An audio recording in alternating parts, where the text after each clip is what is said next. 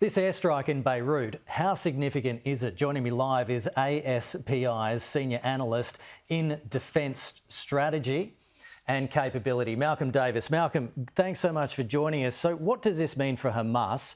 Do you think that this is the wider regional war that we were all fearing would escalate? Look, I think it could be the beginning of a wider war. Certainly, everyone was expecting Hezbollah to launch attacks across northern Israel at the outset of the conflict. It didn't happen.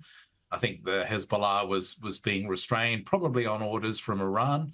But I think that this attack in downtown Beirut has basically increased tensions, increased the risk that this war will escalate horizontally. In other words, it's spread geographically. And it would now come down to what Hamas, Hezbollah and Iran choose and how they choose to respond to this very successful Israeli strike. And after clashes between Yemeni Houthi ships in the Red Sea in the United States, is the US now at war with Yemen? Is that what we can safely say now? Well, we need to distinguish between the Houthis and the Yemeni government, okay? So it's the Houthis that are the threat, not the Yemeni government. And the Houthis are sponsored and supported by Iran. And Iran is also coordinating attacks by radical Palestinian and Islamist groups across Iraq and Syria against US forces. So I think the correct way to think about this is not so much focusing on Yemen, it's focusing on a broader war between the US, Israel and Iran being supported by Hezbollah and Hamas. And so I think that it does become potential for a more complex multi-front war across the region rather than just in the Gaza Strip. The Red Sea with the Houthi attacks, I think, is very serious in terms of its threat to international maritime shipping. And the US responses so far have been very defensive in nature. But ultimately, I think the US will need to go on the offensive to take out Houthi capabilities, and that could then lead to a broader war in that action.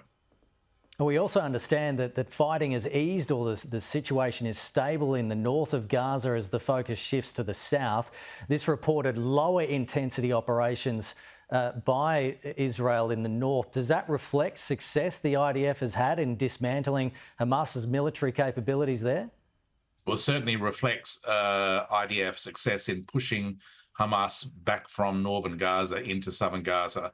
And I think what you're going to see is the Israelis transition away from this sort of indiscriminate use of artillery and air power that has caused so many civilian casualties to a more focused precision use of ground forces in southern Gaza to hunt down and kill Hamas forces there in southern Gaza.